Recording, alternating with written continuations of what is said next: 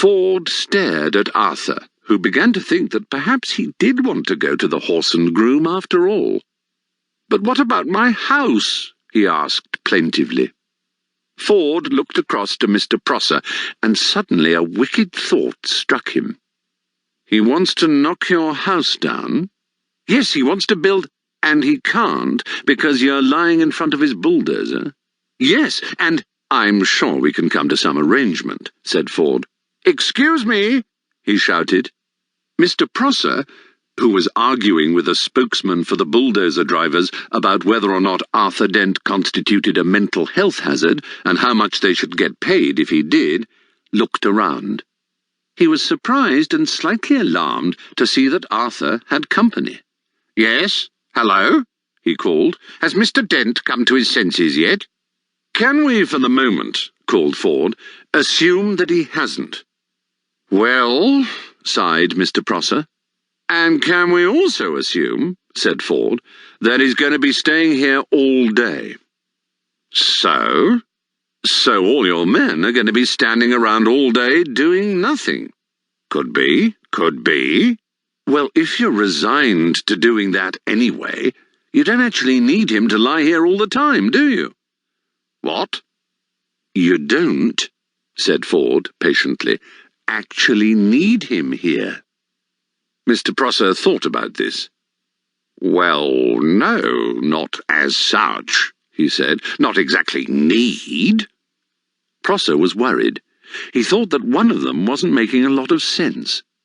Ford said, "So, if you would just like to take it as read that he's actually here, then he and I could slip off down to the pub for half an hour. How does that sound?" Mr. Prosser thought it sounded perfectly potty.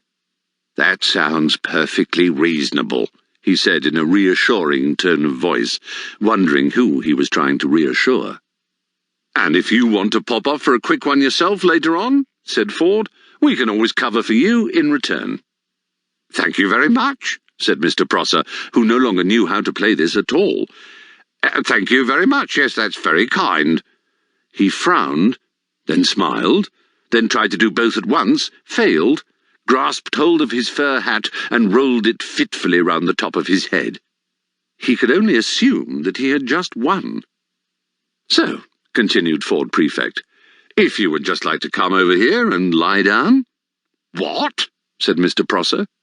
"I'm sorry," said Ford. "Perhaps I hadn't made myself fully clear. Somebody's got to lie in front of the bulldozers, haven't they? Or there won't be anything to stop them driving into Mr. Dent's house, will there?" "What?" said Mr. Prosser again. "It's very simple," said Ford. "My client, Mr. Dent, says that he will stop lying here in the mud on the sole condition that you come and take over from him." "What are you talking about?" said Arthur, but Ford nudged him with his shoe to be quiet.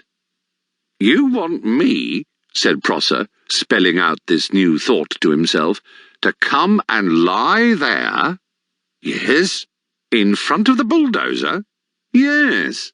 "Instead of Mr. Dent?" "Yes." "In the mud?" "In, as you say, the mud." As soon as Mr. Prosser realized that he was substantially the loser after all, it was as if a weight lifted itself off his shoulders. This was more like the world as he knew it. He sighed.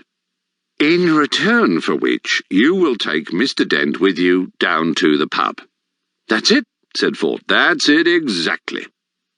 Mr. Prosser took a few nervous steps forward and stopped. "Promise?" he said. "Promise," said Ford. He turned to Arthur. "Come on," he said to him. "Get up and let the man lie down." Arthur stood up, feeling as if he was in a dream. Ford beckoned to Prosser, who, sadly, awkwardly, sat down in the mud. He felt that his whole life was some kind of dream, and he sometimes wondered whose it was and whether they were enjoying it. The mud folded itself round his bottom and his arms and oozed into his shoes. Ford looked at him severely. "And no sneaky knocking Mr. Dent's house down while he's away, all right?" he said. "The mere thought," growled Mr. Prosser, "hadn't even begun to speculate." he continued, settling himself.